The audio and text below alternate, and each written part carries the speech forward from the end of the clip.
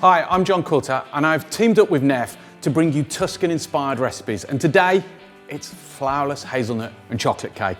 So before we start, let's preheat the oven. I'm using Papa de Boschi's hazelnuts from Italy, and a little bit sweeter than your average hazelnut, and they absolutely make this torte. So it starts with 200 grams of ground hazelnuts, 50 grams of ground almonds,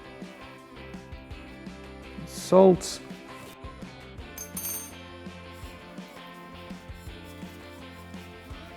and cocoa powder. And now we separate 4 eggs.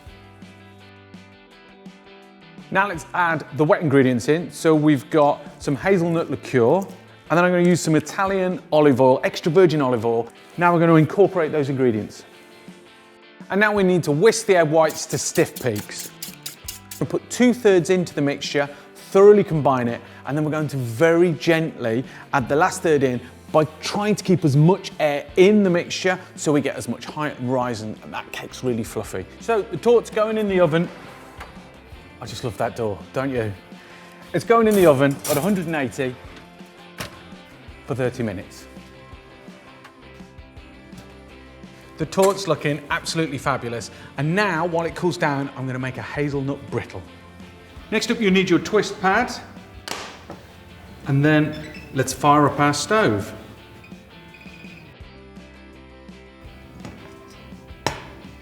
And now we're gonna get our sugar into our pan.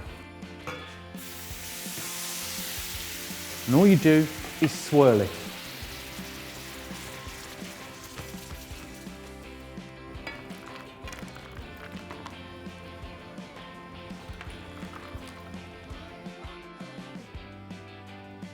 And then to finish the cake, we dust it with some icing sugar. Flourless hazelnut and chocolate torte with a hazelnut brittle. I'm John Quilter, and you're going to want to cook this one.